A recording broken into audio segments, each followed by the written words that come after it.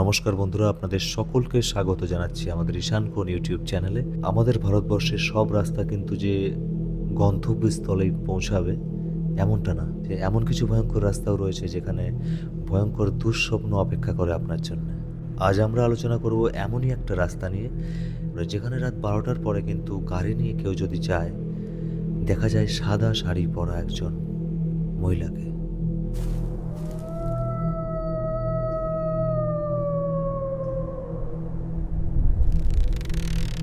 আমি এই ঘটনাটা শুনেছি আমারই এক বন্ধুর কাছ থেকে, সে তার পরিচিতর কাছ থেকে শুনেছে। গল্পটা সত্যি কি মিথ্যে এটা আমার জানা নেই, আর এটা ছাড়াও ভূত আছে কি নেই এই বিষয়টাই না গিয়ে এই ভূতের গল্পের মধ্যে যে ভয় লুকিয়ে আছে, চলুন সেটা আমরা উপভোগ করি। ঘটনাটি ঘটে 2018 সাল নাগাদ, আর যে ছেলেটার সঙ্গে ঘটে তার নাম অর্ণব।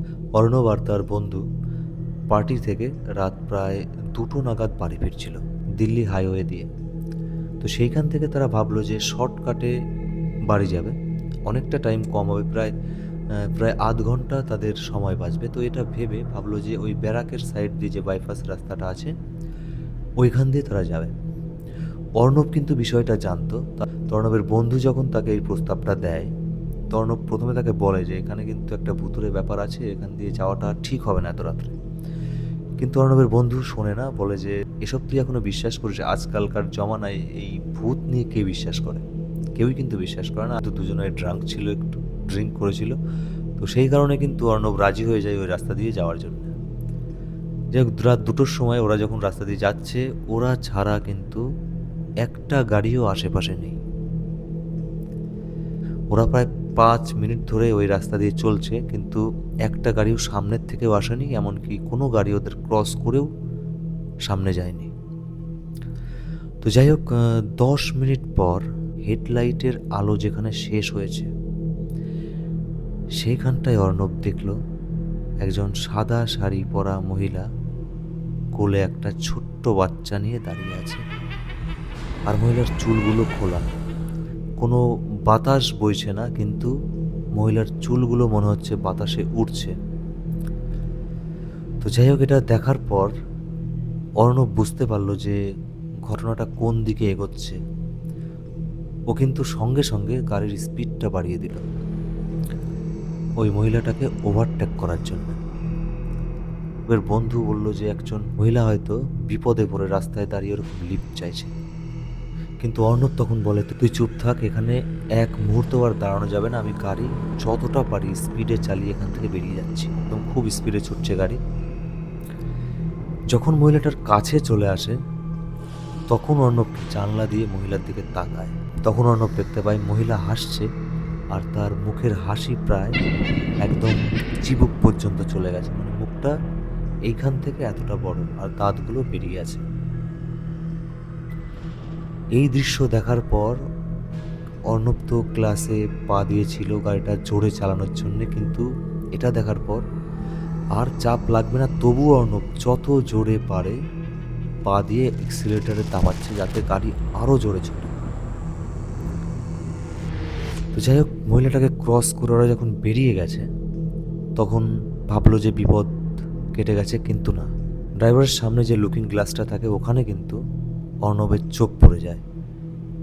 আর ও তখন যে দৃশ্যটা দেখতে পায়, ওরা যদি ড্রিঙ্ক করে না থাকতো, তাহলে কিন্তু হয়তোবা তখনই অজ্ঞান হয়ে যেত, কিংবা তখনই কিছু একটা হয়ে যেত ওদের।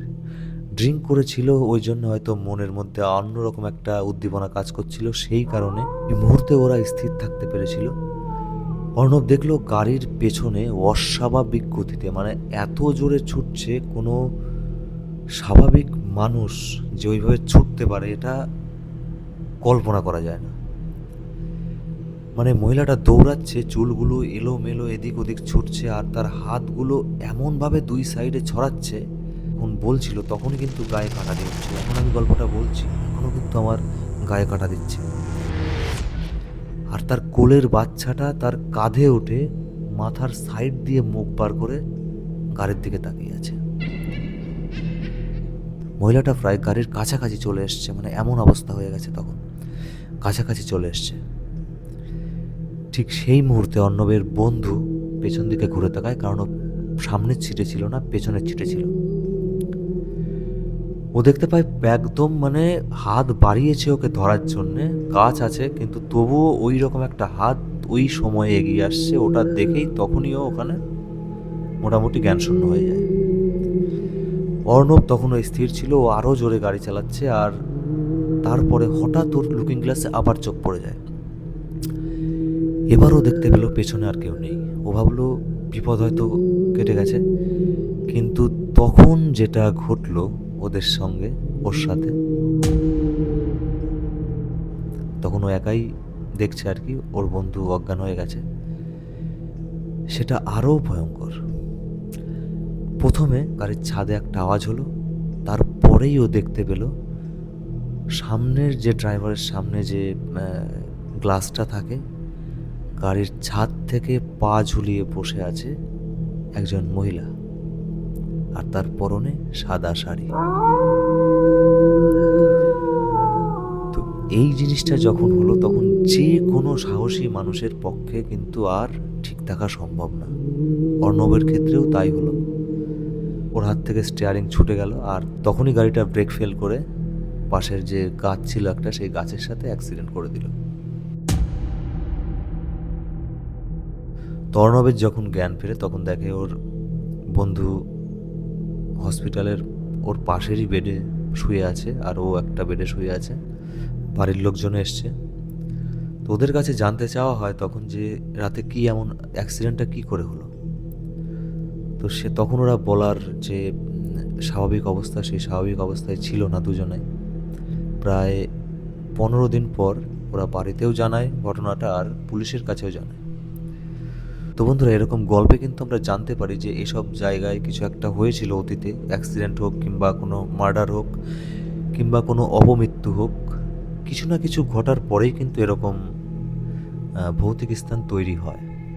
কিন্তু এই রাস্তাটা, দিল্লির এই রাস্তাটা সম্পর্কে কিন্তু এখনও কিছু মানে আমি শুনিনি। আর আমার যে বন্ধু গল্প করেছিল সেও কিন্তু জানে না যে এই মহিলাটা কে, আর সে কী করে ওখানে মারা গেছে, আর সে কেনই বা আসে একটা বাচ্চা কোলে করে। পুরোটাই কিন্তু এখনও রহস্যের মধ্যে রয়েছে। তাহলে বন্ধুরা, আজকের গল্পটা কেমন ছিল অবশ্যই কমেন্ট বক্সে জানাও। আর এরকম আরও ভয়ঙ্কর গল্প শুনতে, সত্যি ঘটনা শুনতে, গল্প নয়, আমাদের চ্যানেলটাকে অবশ্যই সাবস্ক্রাইব করে নেবেন এখনও যারা সাবস্ক্রাইব করেননি। আর এই গল্পটা যদি আপনাদের ভালো লেগে থাকে, একটা লাইক অবশ্যই করবেন, যাতে আমি আরও ভালো ভালো কিছু সত্যি ঘটনা আপনাদের সামনে তুলে ধরতে পারি। তাহলে বন্ধুরা, আসছি পরের ভিডিওতে। সবাই ভালো থাকবেন, সুস্থ থাকবেন, আর হ্যাঁ, অবশ্যই সাবধানে থাকবেন। ধন্যবাদ।